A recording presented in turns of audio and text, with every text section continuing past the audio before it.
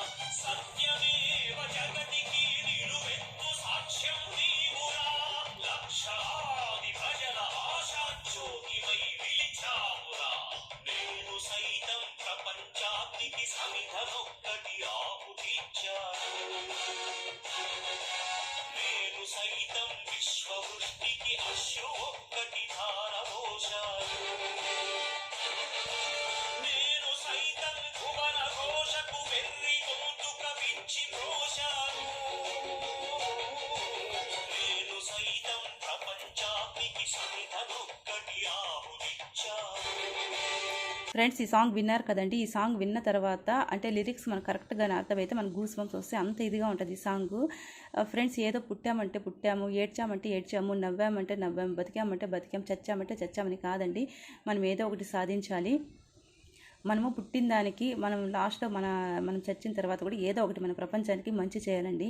So అలా ఉద్దేశంతో మనం ఏదో ఒకటి సాధించాలి అంటే ఫస్ట్ మనకు ఎడ్యుకేషన్ అనేది కంపల్సరీ ఉండాలి.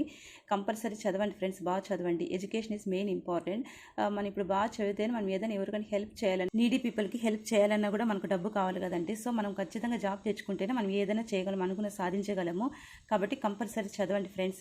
మనం ఏదైనా సాధిస్తేనే కదండి ఎదుటి వారికి మనం చెప్పగలము. కాబట్టి మనం సాధించాలి. కాబట్టి కంపల్సరీ చదవాలి. నేను చదవడానికి కొంచెం ఇన్స్పిరేషన్గా ఉంటుందనేసి ఈ వీడియోస్ చేస్తున్నానండి. టుమారో కూడా నేను వీడియో చేస్తానండి.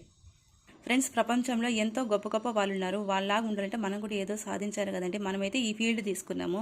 ఈ ఫీల్డ్ మనం ఏ ఫీల్డ్ అయితే తీసుకుంటామో అది కంప్లీట్గా సక్సెస్ అయ్యే వరకు మనము కంటిన్యూగా పోరాడుతూనే ఉండాలి ఫ్రెండ్స్. కాబట్టి చదవండి ఫ్రెండ్స్, కంటిన్యూగా చదువుతూనే ఉండండి. బ్రేక్ అయితే ఇవ్వదండి.